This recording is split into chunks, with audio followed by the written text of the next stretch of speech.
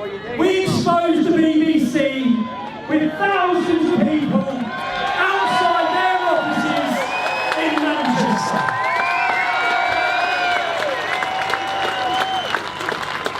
The British public do not trust you anymore.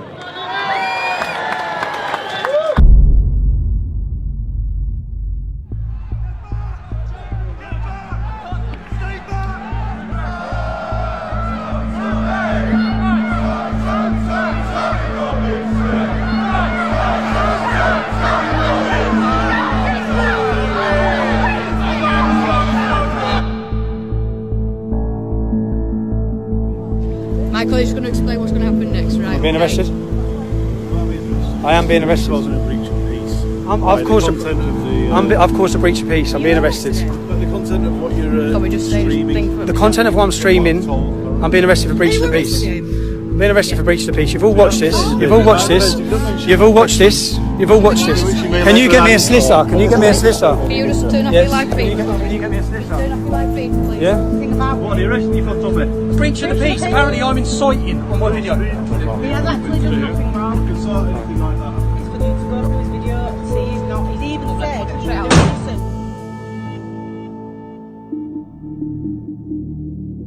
innocent. Since my activism started over a decade ago, the establishment, the police and the media have all been trying to take me down. The whole world saw me wrongfully imprisoned last year. 2.5 months on solitary confinement. What was the response by the media to that unlawful detention? They justified it. They lied to you. All of them reported that I pled guilty. None of them got the transcripts from the court. None of them reported the truth. We have a corrupt media. When I went to prison and 600,000 people signed a petition for my release, 30,000 people marched here demanding my release. When I come out of prison, I was completely unaware of the lengths that they were going to take me down. My PayPal was removed. That removes my ability to hire a team and work and bring you the other side of the story. My website was closed down, but I was completely unaware that Panodrama, the world's leading investigative journalist documentary, were working on a programme about me with the working title, Tommy Takedown. This was their final punch. They were about to discredit me to the nation, to you, the public. And I will prove that that documentary is not impartial, that it's scripted, that they invent things, that they lie, that they clip, that they edit. What you will witness in this documentary will prove to you this isn't about Tommy Robinson. This is about all the people that have been lied to, all the people who have been mislabelled, despite all their efforts to silence me. It became very apparent that something far more sinister was going on. With the collusion between the establishment, Panodrama, and a far-left extremist organisation called Hope Not Hate. You're going to hear about the tactics they use to get the narrative they want.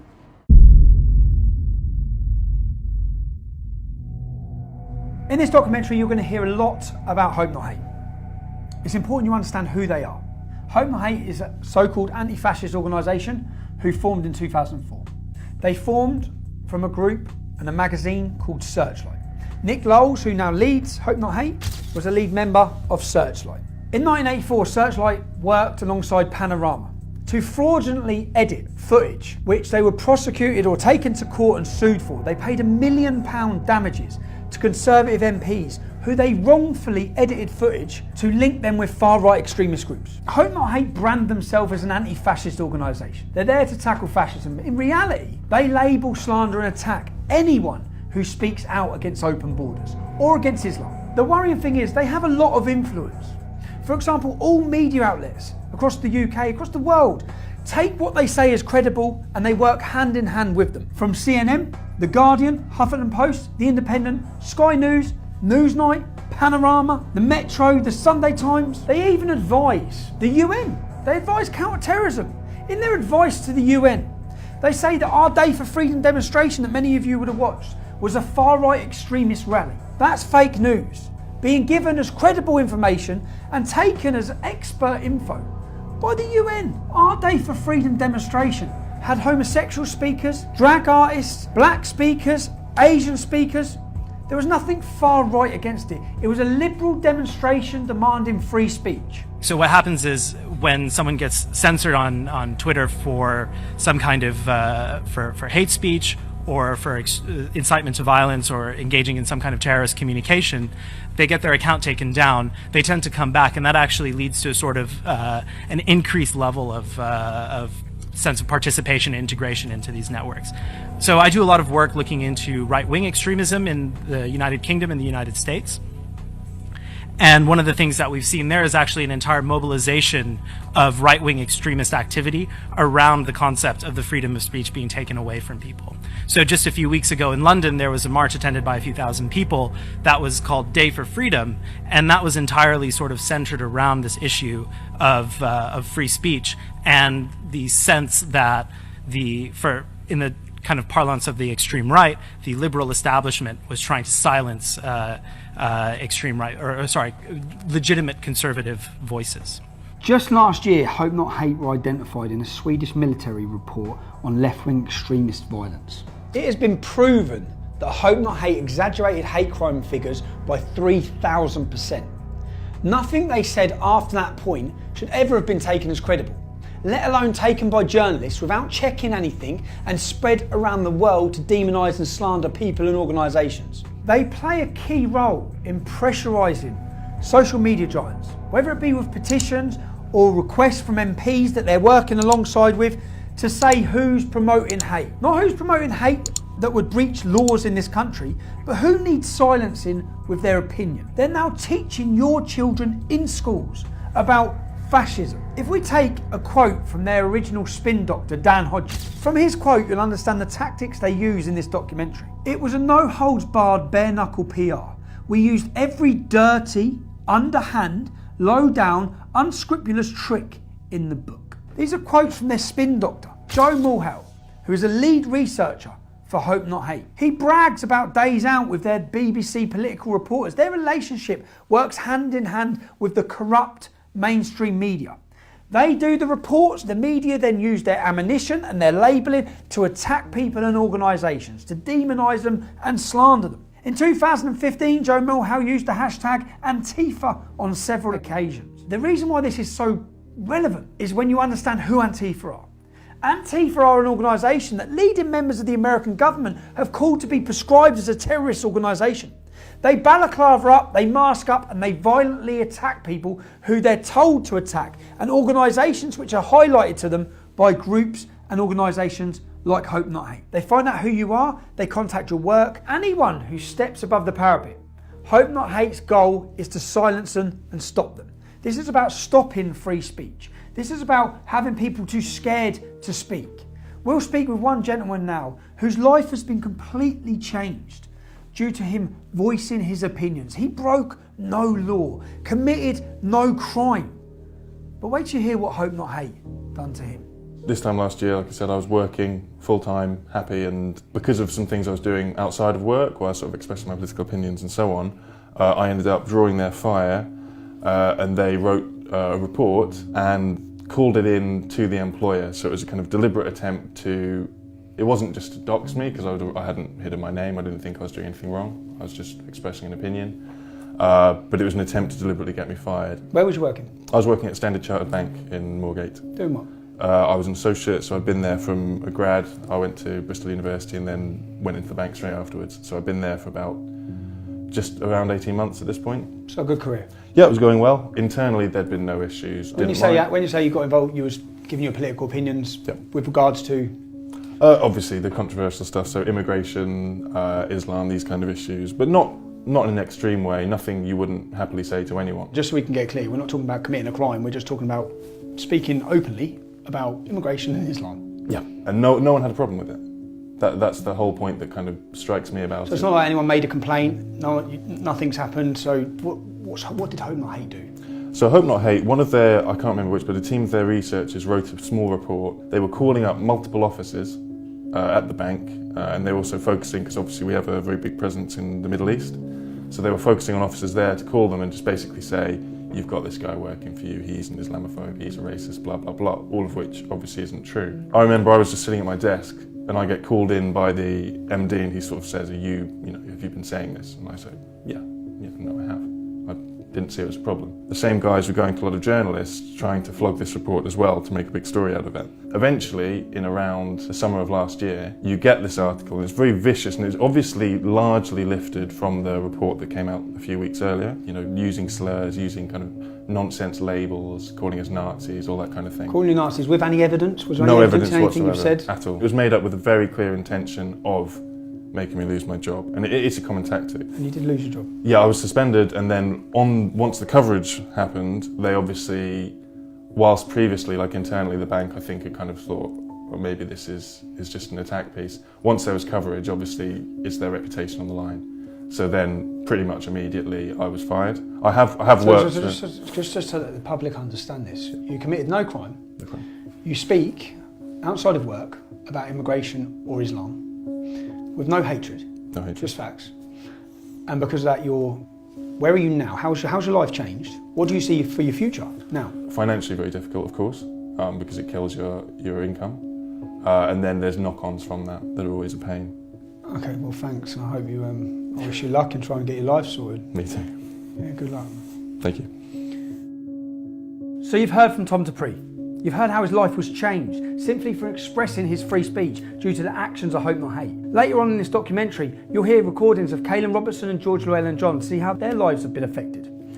Caelan and George used to work with me at Rebel Media, and when I went independent, they come to work with me there. When I was released from prison and I met with them, they said that they had been intimidated and threatened, and for that reason they couldn't work with me. I'd just been released from prison. I wasn't in a good state, and I thought they were just saying that because they wanted to go and work with Lauren Southern. Also, you'll hear recordings from Lauren Southern. Lauren Southern is a leading political activist from Canada. She now works as a journalist making documentaries. In those recordings, you'll hear about allegations about how they've suffered due to the actions of Hope Not Hate. So I've been contacted by Lucy Brown, who's an ex-employee. The last time we spoke to each other, we were screaming obscenities at each other. Now, she's been contacted by Hope Not Hate and by Panodrama, who are working together on a project against me, work entitled Tommy Takedown. So I'm on the way to see Lucy. I'm actually really concerned and worried about what it is they're up to, because I know everything they've tried to do to take me down hasn't worked. So let's see what's next.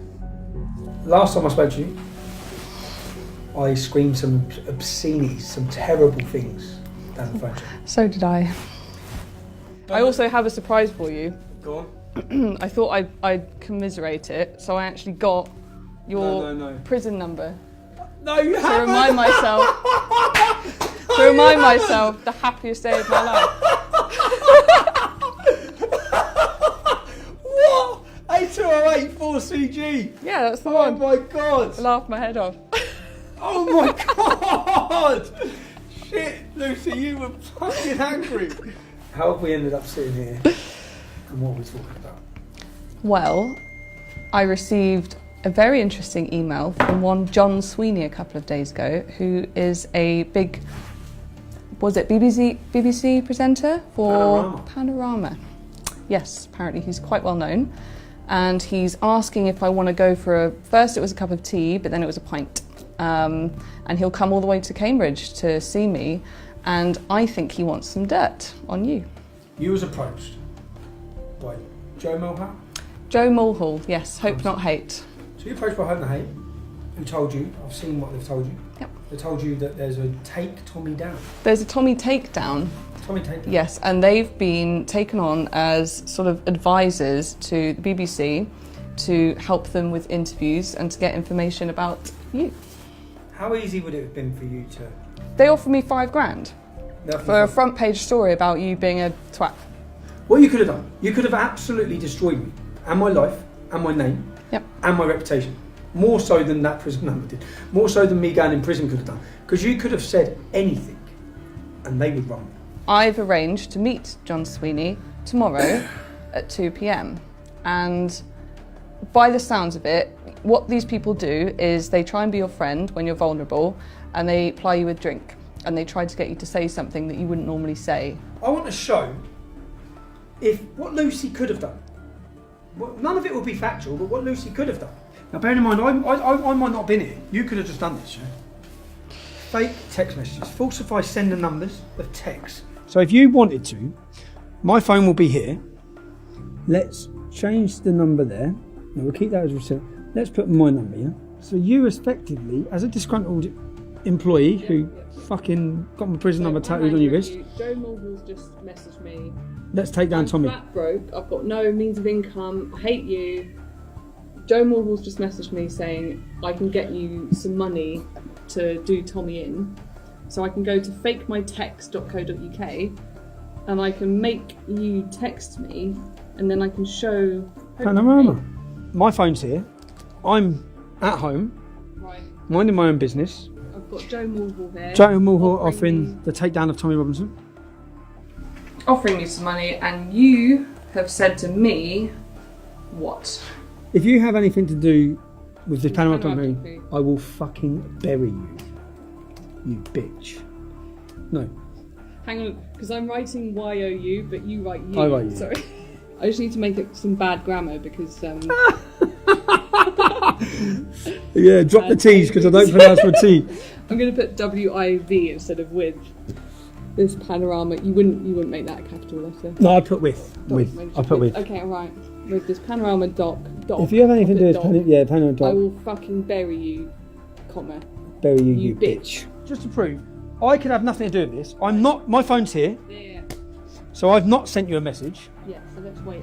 And the point is that they're actively searching with a far left organisation. They're actively working with my ex-employees to bring me down. What I want to prove here is how easy it is and how many other things in this documentary have been faked on me. If you had anything to do with this Panorama doc, I will fucking bury you, you bitch. Can you focus on that? So I didn't send that. That's sent from my computer. My phone has not sent you a single message. Now, Panorama are the biggest investigative journalists in the world. Yeah. So I don't see how this can work. If they wanted to do a proper investigative journalist piece, they should look at the crime that I committed. Was it criminal? Did the judge act out of law? Were my human rights abused? One of the biggest cases in this country's history in modern time. Yeah, 600,000 people signed a petition, 30,000 people marching, ambassadors from the American government, every political party in Europe talking about it. The most talked about court case in decades, but they're not bothered about that. This is fake. Yeah. This is going to be falsified. This is not me. And I want to see if this, by a disgruntled ex-employee, could make its way around the world. I'd like to see how much power Hope Not Hate have over the world's media. Yeah, basically.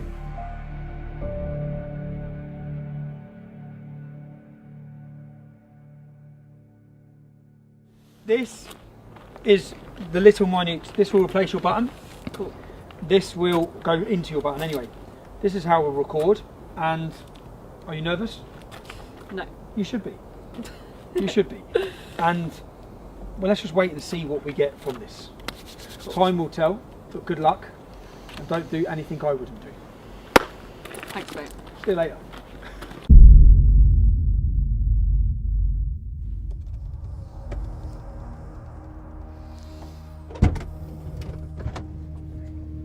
Success? Mission accomplished. Mission accomplished. Let's see. Crazy? Not crazy? Good? Not good? Lots of alcohol was consumed tonight for the greater good. I can smell it. You'll see. You took it for the team. I only drunk for the team. I did what I had to do. Right. Let's get these files sorted. Let's work out what we've got. We've got lots of footage to go through, but straight off the crazy thing for me is you're steaming. Which is a champagne and a double gin. Thank you. And then we're going to have some red wine, but Thank you so much. we'll panic about that at the appropriate moment. Thank you very much. Thank you. You're on expenses in a boozer with the dog and the fire. Good. I think we should have one more bottle of wine. Fuck it, no expense spared. 2 brandy sous limoncellos. This is from the Cassis, or the Keel Royale, but even better is another version which is with blackberry, blackcurrant liqueur and champagne. Kir Royale. Have you got any flaming Sambuca? And then 2 Kir Royales. And then the bill. Lovely, thank you. Thank you very much. I think we've got to do a runner. It's a joke. It's fine. It doesn't, I don't care. Not only, I really don't care. Good. Service included. So make it 220. Thank you very much. Was this on BBC Expenses? How much alcohol's been consumed? I've heard him mention 3 bottles of wine, champagne, flaming Sambuca, all in 5 minutes. And you can hardly sit up. So, for me, that's an expensive scandal that the licence fee payer is paying for. Should we be paying for you to get pissed? Yeah. Of course you think we should. Me getting drunk is me being more lucid, and then I'll tell him stuff. So he's wanting to get you drunk. He's using the expense money to get you drunk in order to get you information. Get me drunk, be nice to me, be my friend, and then I'll loosen up and be like, oh, I've got this recording, or I can tell you this, or whatever. You may not like what I'm about to say, but one of my political heroes is the former head of the IRA, who turns the IRA, not... Who? Nick Knowles? No, the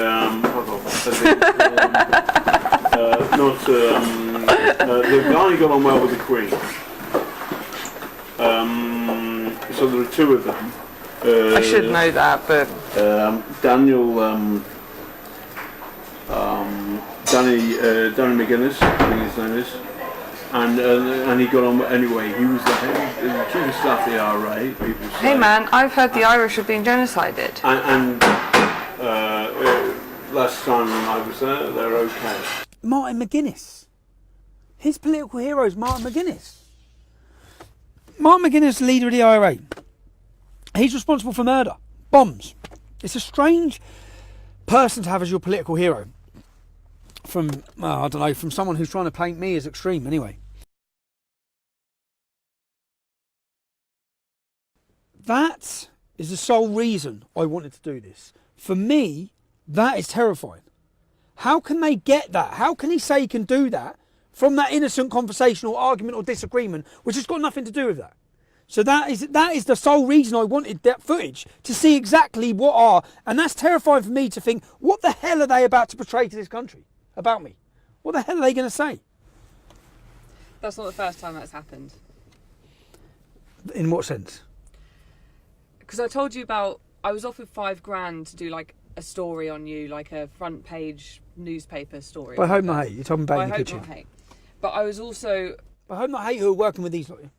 Yeah, but I was also approached by a really mainstream newspaper, basically, to kind of make it out that you were like sexual allegations against me or something. What, they were approaching you for that? At a time when we fell out? Yeah, they said when I was at my lowest and I basically didn't have a job and I was like, a complete mess, and they were trying to like dig and get stuff out of me. And they were trying to make out that you'd done like a Me Too. They were trying to make out that you basically like abused me. And then they wanted to put in, they kind of ran with and went back to their editor. And then I called up and said, I really don't want this. This isn't true. You've kind of twisted it to fit your own narrative here. And he said, well, I'm sorry, it's too late. I've already sent it to the editors. And they want to run the story, this journalist. So I then had to call up this national journalist kind of like lawyery thing where you can call up and complain. And I had to put in writing saying, please do not put this out. If you put this out, I'm going to have to go against you legally or something. So I had to fight to get this story out of the paper. From a mainstream journalist? From a top tabloid? Big. In order to portray me as an abuse, essentially. Me as a victim, yeah. But it wasn't true. With no truth in it all. No. And that for my life, do you know the whole purpose in me wanting this, the whole reason why I've wanted to do this is because I've been absolutely terrified of what they're doing. And that one little recording there proves that they will change what I'm doing and saying. This is massive. This is Britain's leading investigative journalist documentary by the BBC that we pay for, creating, editing news in order to destroy my life. Now, John Sweeney's been contacting me for weeks now for a gotcha moment where he can interview me and throw all these accusations from God knows who at me. Well, that gotcha moment is now in my hands, because I'm now going to sit down and I'm going to put these to John Sweeney to see how he justifies any of this. So for 2 weeks now I've been emailing John Sweeney. They've been trying to get me sit down for an interview. I emailed him yesterday and said the only day I can do is today, and I won't come to London, it has to be in my venue. I've organised this venue. I've told them that I'm having a free speech event later in the evening. So we've prepared this projector with all of our undercover footage to try and find out and ask John, what exactly were you planning? What exactly are you doing? So rather than them grilling me, which is how they're expecting it to be with his executive producers, when they sit down, we will play through each clip. I'm going to go to my children's assembly now. When I come back, it's action. I'm nervous about it. See what happens. You alright? Just turn this off.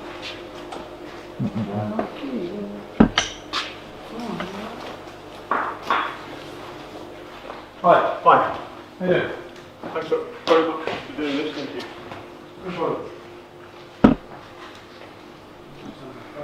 Good, everybody's phones off. You alright? Before we do start, I just wanted, because I am paranoid of fair and balanced reporting, I just wanted to clear a couple of things up with you while we're here. Is that alright before we start? Okay, but you're recording, I think, aren't you? You're okay. Recording, and so aren't you? That's fine. Yes, okay. That's okay. fine. So we're not starting yet? No, don't have to start the interview. I just want to clear a few things up. So, this is a Panorama documentary. You wouldn't be working with an organisation called Hope Not Hate on this documentary, would you? In order to find people to give negative opinions of me. No. What we're doing is we're making a Panorama documentary.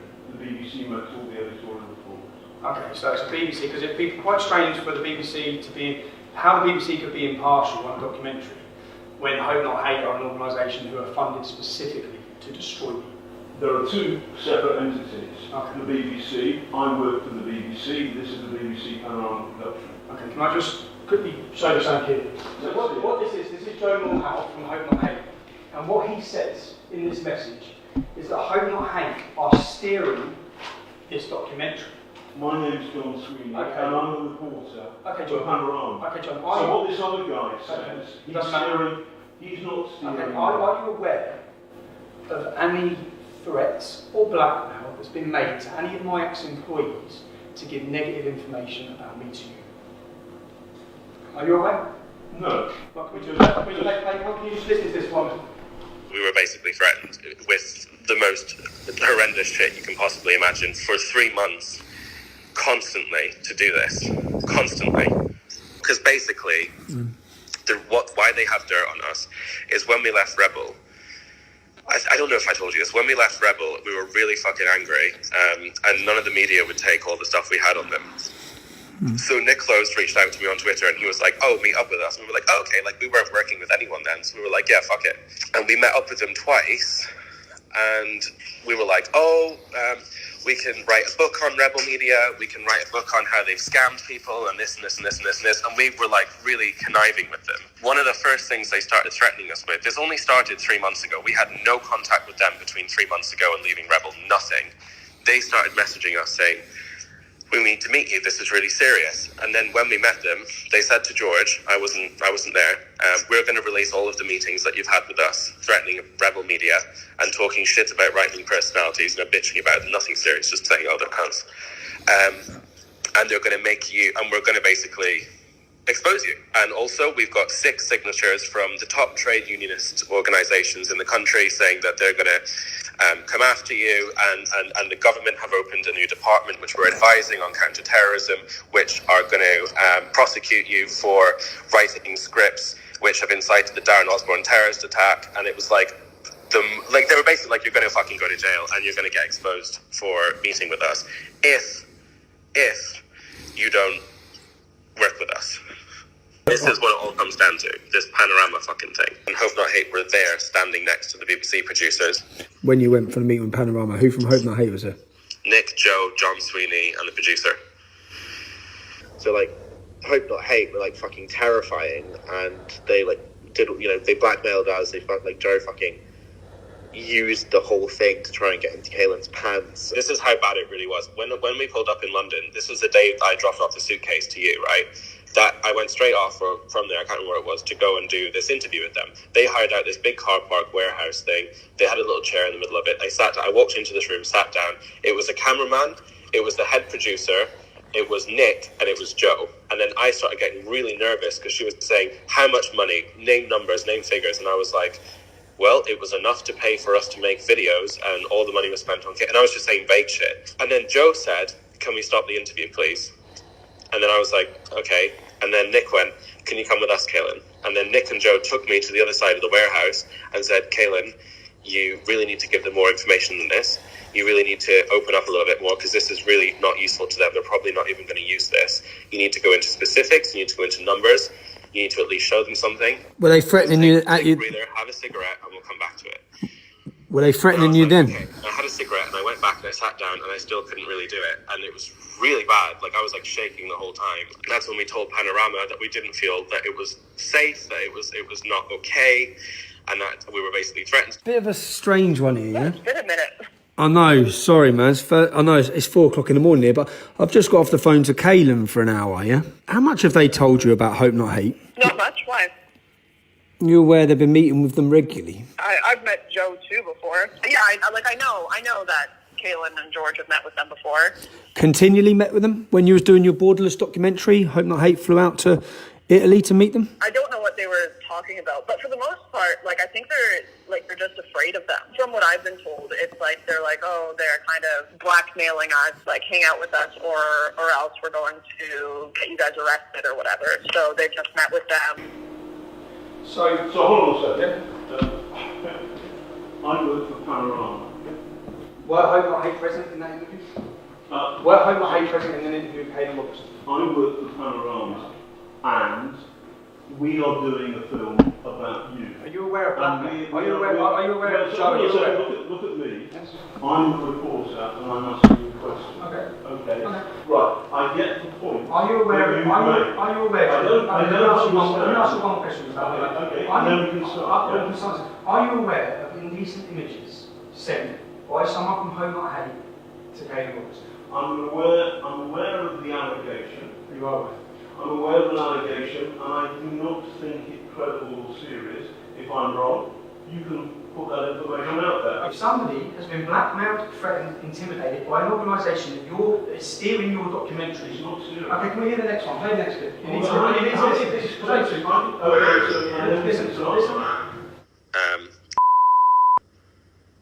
Made really inappropriate, I don't know how to describe it, almost basically like a sexual assault situation towards me when I was really drunk, pretty much passed out. Fuck you know, this gets messier and messier. No, hold on, yeah, okay, and I got really upset, and I broke down, and I told George about it last week because it's really fucked me up, and George messaged Nick, and apparently nearly got suspended, and it's it's a really big mess.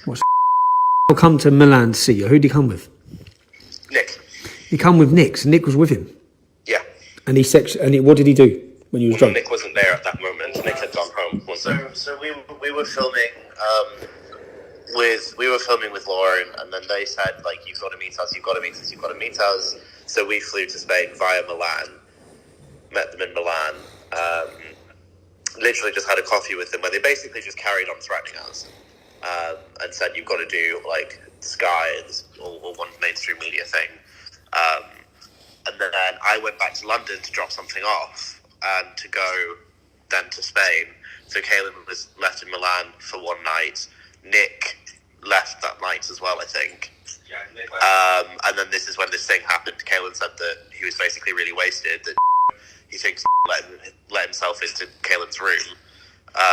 And basically, yeah, Caelan kind of woke up and was like half naked, like trying to do stuff with him. And then Caelan said no, and was like, oh, you don't have to tell anyone, blah, blah, blah, blah, blah. Caelan's like really fucked up about it. So this was like 3 months ago, or 2 months ago, and Caelan only told me about it last week. So I messaged Nick saying, like, we need to talk, what the fuck is going on?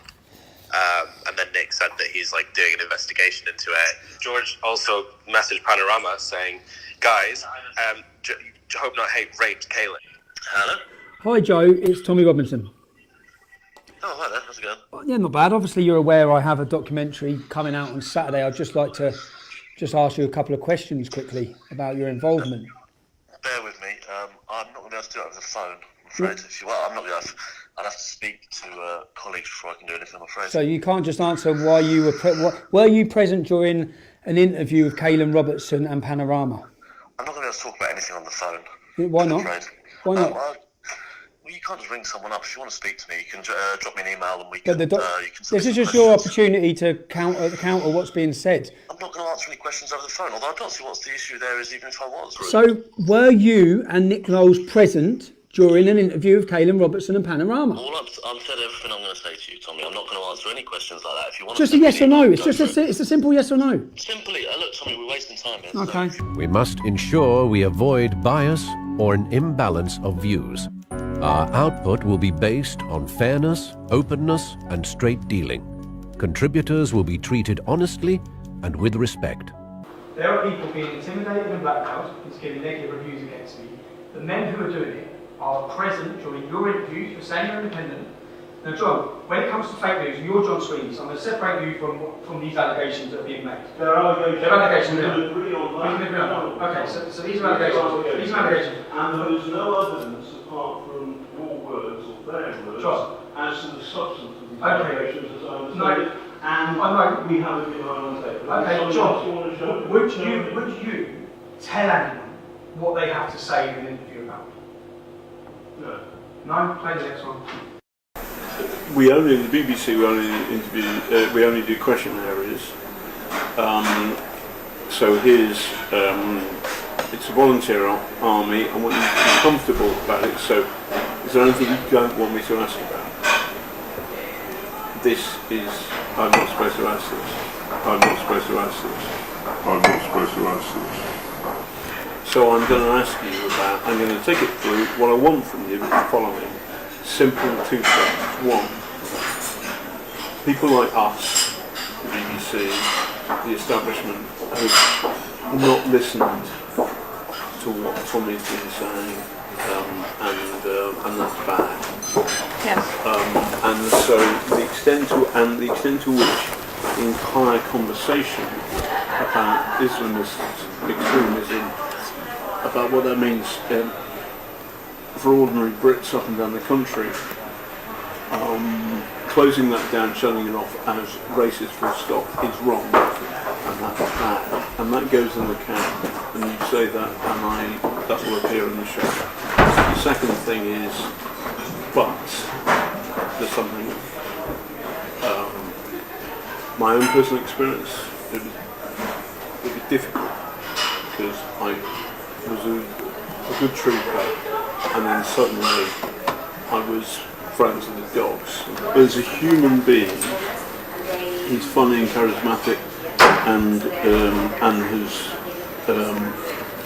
can be great company, and he's not your he's not a Nazi.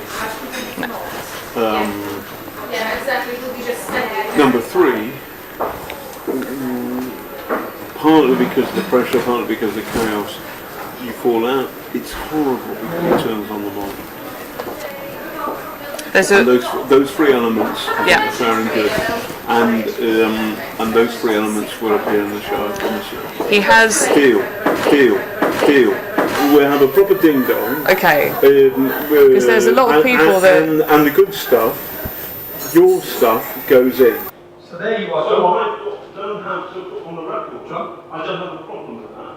Because I'm not, no. I'm saying I'm putting, after a long conversation, I've got the whole conversation, which you haven't done. I've got you 6 times telling that individual what they must say. Now let's go to the next one. Gilligan wanted to make it sexualised, and he wanted it to make it out like you basically like Harry Weinsteined me.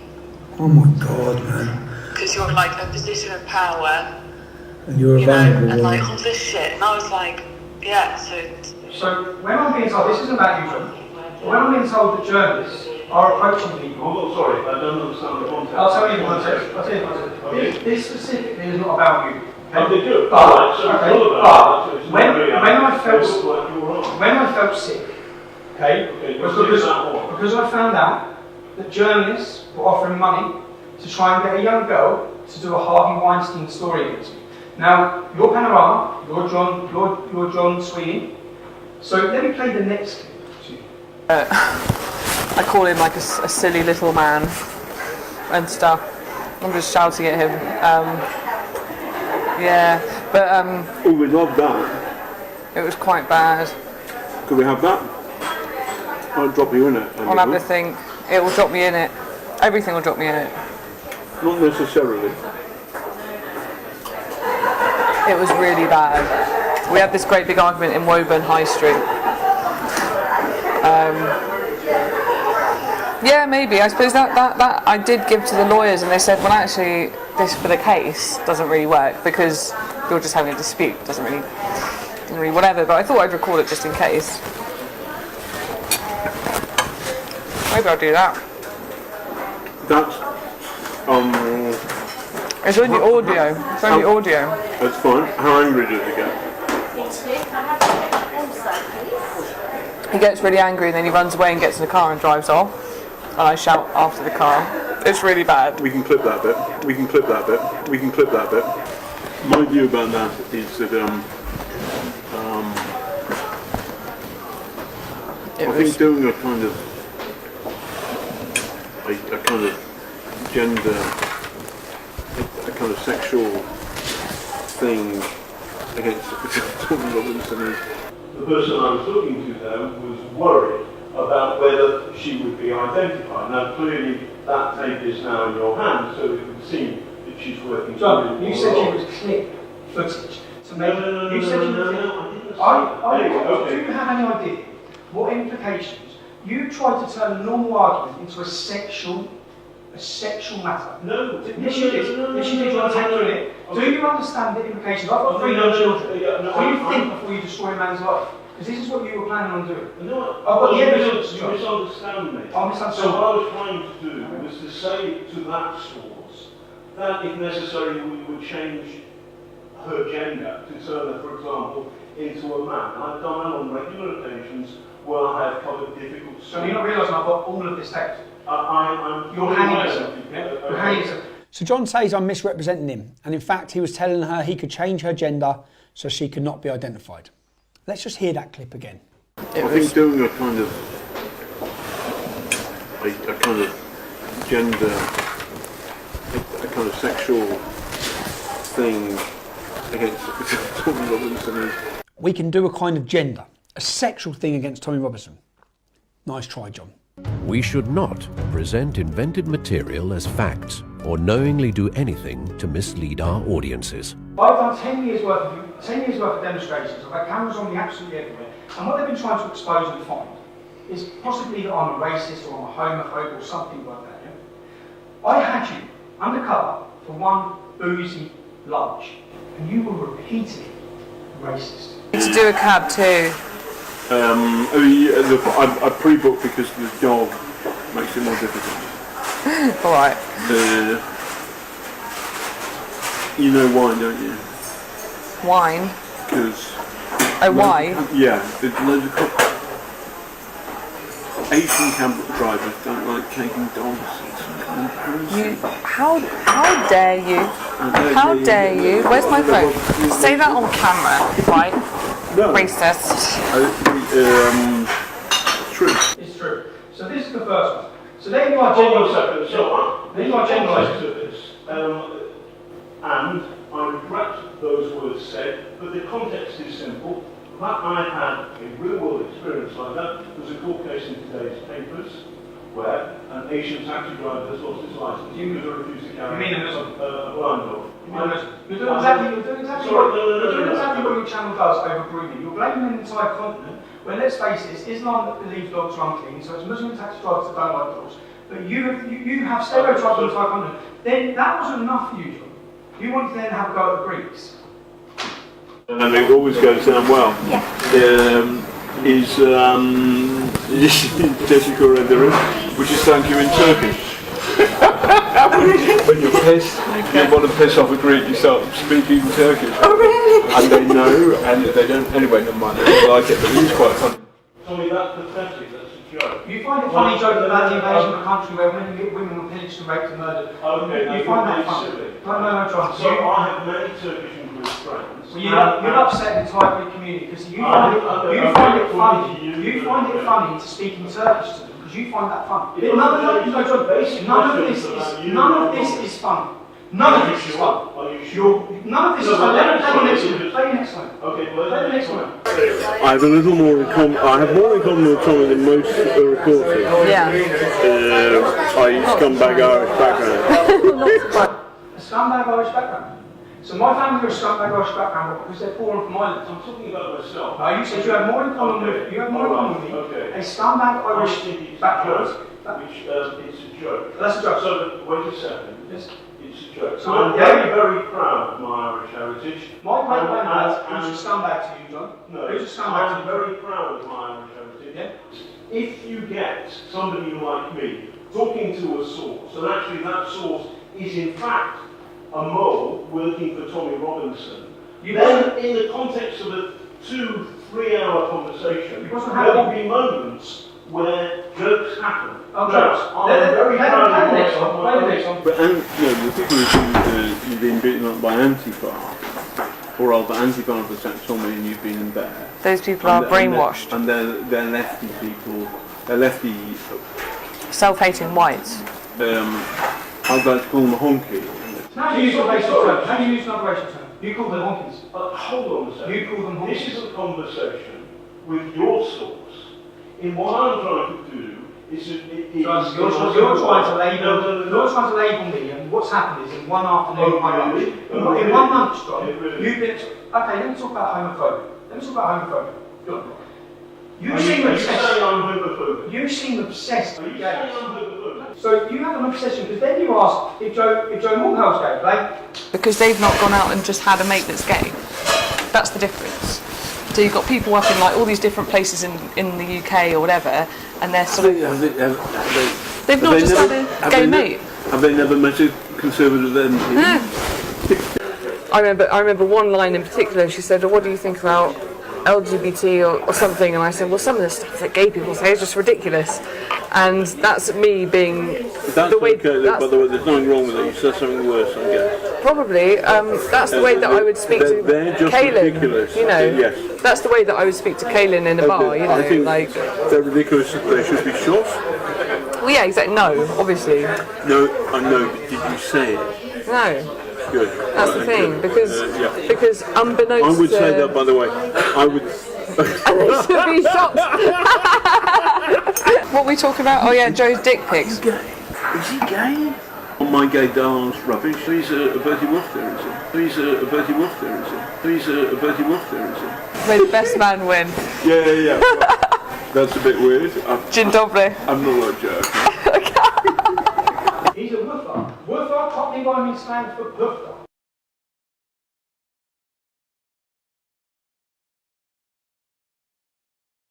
Presenters, reporters and correspondents are the public face and voice of the BBC. Woofer is when you ask, you're able to explain. That is the most derogatory term you could use possible for a homosexual person. Oh, come on. John. My oldest friend at university is gay. Is it okay to use the Is it okay to use the terminology woofer? Is that okay? It's not great. Is it okay, John? No, it's not. It's one of the most derogatory terms you could use. It's not derogatory, but the idea that I'm homophobic is not true. Let's get down to the reason. John, let's get down to the reason that you and all of the media, you're trying to destroy me with a fabricated... We're trying to give you... You're blackmailing people. Okay. You're lying. You're telling... Listen, John. You're alleged to have blackmailed people who are in your meetings, in your interviews, whilst young men are being... And you are the man who's making the allegations. All in order. No, I'm not. You've just heard the people making the allegations. I'm not the man making the allegation. You've heard those are witness statements to my solicitor. Now let me go to the next one. Let me go to the reason why. Let me go to the reason why. I want to ask you a question. You can ask me a question, then, mate. Because if we've been on the end of a deception, let me go to the next I one. want to know about it. Okay, let me go to the next one. Okay. This is the reason. So now everyone understands the reason why the elite, the classist elite. Don't call me elite. Am I a cannibal? Let me play the next one. I've met Danny. Danny was, I was working on some film on Newsnight, and Danny was in the green room. It was unusual to meet a white working class male in the Newsnight green room, and I was in the same way. Who's normally in there? Sorry? Who's normally in there? It was so unusual that me and one of my mates, we went down there to have a drink with him in the way that you would do with somebody from a cannibal from the Amazonian, from Amazonia, or maybe a creature from that. So working class white male is a cannibal from the Amazon. No, that's what you said. So you're on camera. Okay, so wait a second. You are a classist elitist. The way you view working class people is a disgrace. The reason we have the problem we have is because of journalists like yourself, from the background you're from, sneering down upon our community. Sneering down, thinking you're better than us, and let me just... My understanding of the Labour Party today is they're almost like blooming, I don't know, activists. Well, they're social. The point is, you hear much more accents like yours and mine, rather than fuck off, rather than Tommy's. So the Labour Party, they will have accents like the always will have as middle class, rather than fuck off. You believe the working class vocabulary is simply fuck off. That is your classy. What I'm doing here, John, is I'm exposing you, I'm exposing Panodrama, and right now, John, because right now... So this text was sent to us, yes, and this is the text from that source who's on that video. Okay. And the text is, from you, if you had anything to do with this Panorama doc, I will fucking bury you, you bitch. Did you send that text? Point proven. I have video evidence that did not come from my phone, and here you are about to betray it to an entire nation. John. No, I'm going to ask you a question. I just told you. Sorry, okay. This would be, right now, so people understand, this would be going on a documentary that would be aired to the entire British public. It wouldn't be, because we would put the right of replying. And here's the right of reply. Is this true? Is this true? As I expected, they did not bother to verify the authenticity of that fake text message in their hunt to take me down. John says he would give me the right to reply, to which I would say it's fake, but the fake allegation that I threatened to murder my ex-female employee would effectively be aired to millions of people across the world. And I'm certain every national newspaper would run with the headline, Tommy Robinson threatens to kill female employee. I wanted to prove, and I've just proved, how easy it is for fake news to be created and for people to be targeted and their lives destroyed. You have been harmed.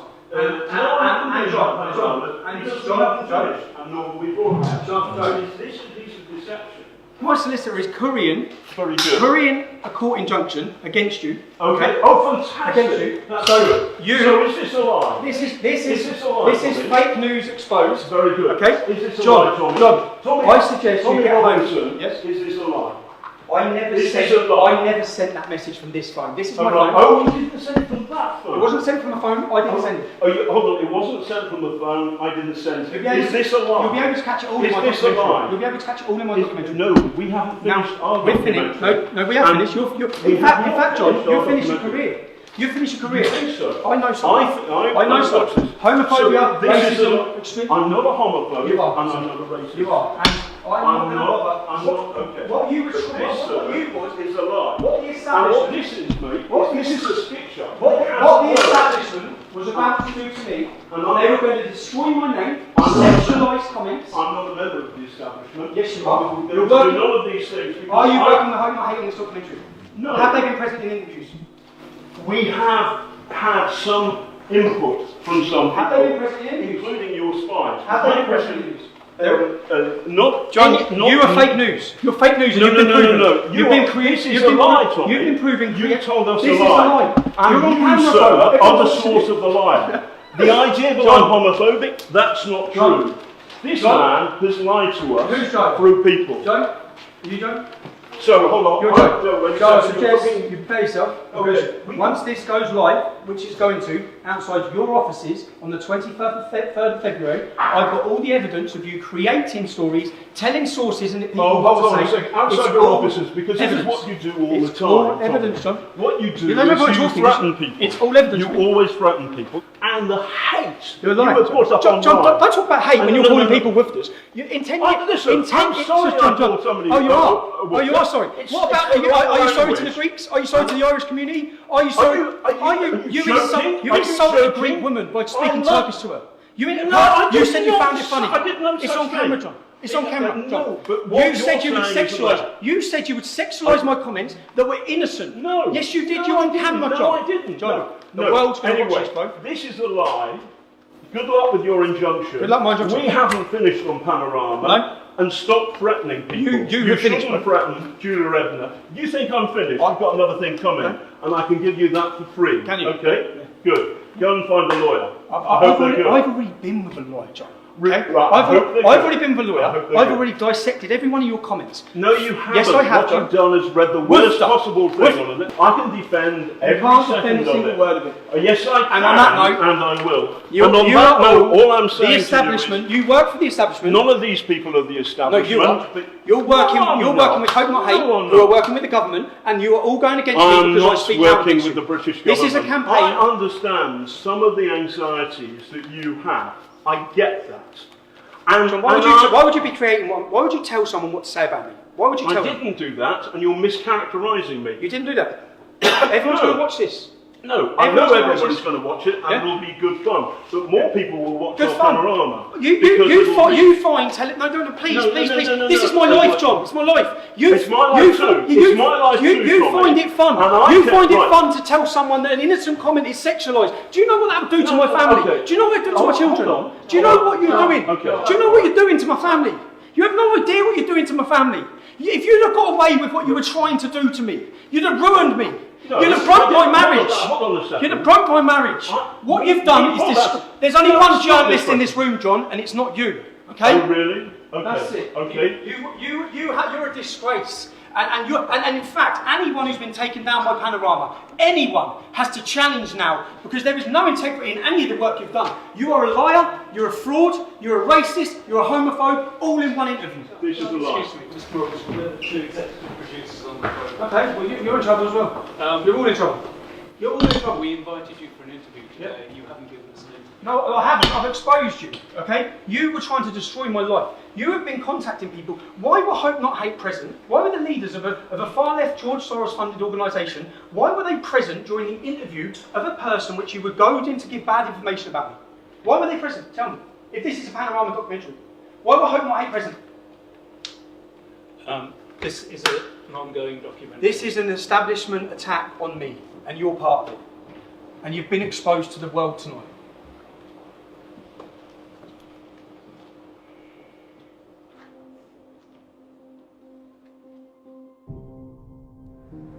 So let's summarise what you've seen. You've seen the BBC, who pride themselves on being impartial and reporting the truth. You've witnessed the main man from Panorama telling someone what to say, brokering a deal on what they have to say about me. Now, if he's brokered a deal with her, who else has he brokered a deal with? Who else is being told what to say? They're scripting the documentary. They're also creating and inventing news. Sexual thing against Tommy Robinson. What else when we've got two other people saying they're being blackmailed in order to give negative reviews of me? Who else would have participated in this documentary? What else was going to be said? What other lies and manufactured evidence would there have been on this documentary? You've seen the contempt they have for the working class. The contempt they have for you, the licence fee payer. You pay your licence fee, and if you don't, you're taken to court. Just so the elitist, fake news journalists can travel this country drinking champagne on your expense. Now, if there's one thing that symbolises the BBC, we all know about the fake news. I've just proved to you that they create the fake news, that it's not impartial, that they work with far left extremist organisations. That's been proven. If there's one thing that symbolises them, the BBC covered for Jimmy Savile. They covered for Stuart Hall. Up to 100 children were raped and abused, many of them on the property of this organisation. Let me show you this statue that is at the entrance to the BBC. That statue was sculptured by a man called Eric Gill. Eric Gill was a paedophile. He raped his own daughters. He had sex with animals. He had an incestuous relationship with his sister. When the Catholic Church became aware of this man's crimes, they removed and covered all sculptures made by him. The BBC refused to. They were asked to, but they refused to. If you have disgust now, and you're fed up with paying for this, or for the propaganda they use against you, for the negative portrayal of Brexit, if you're fed up with all of these things, what can you do? I'll show you what I'm going to do, and I hope you follow my lead. You can legally not have a TV licence in the UK. You do not have to have one, okay? None of us ask for the BBC to come into our homes and display their programmes on our TVs. If you're fed up of paying for their propaganda when you don't even watch their shows, you can follow the steps I'm about to take you through now to end that. There's a few things you need to know once you've filled out these forms. It's a myth that the BBC can sit outside your house and detect that you're watching TV. That is a myth, it's not true. If the BBC TV inspector knocks at your door, you can. Be polite, you should be polite. But you can open your door, say I don't need a TV licence, I haven't got one, goodbye, I don't watch live TV. That's it. They have no rights to come into your home. It's obvious that if a TV licence inspector walked past your front window and you had your curtains open and you were watching Panorama on BBC, which I don't think you will be, if you're watching BBC, they will fine you. But you do not have to have a TV licence. And I'm going to take you through the steps. I'm going to ask, please follow these steps now. Follow exactly what I'm about to do.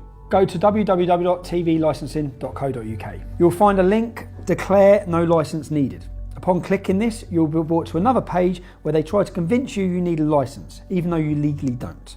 Ignore that and click the button that says, tell us you don't need a licence. Step 1, select the type of property you live at.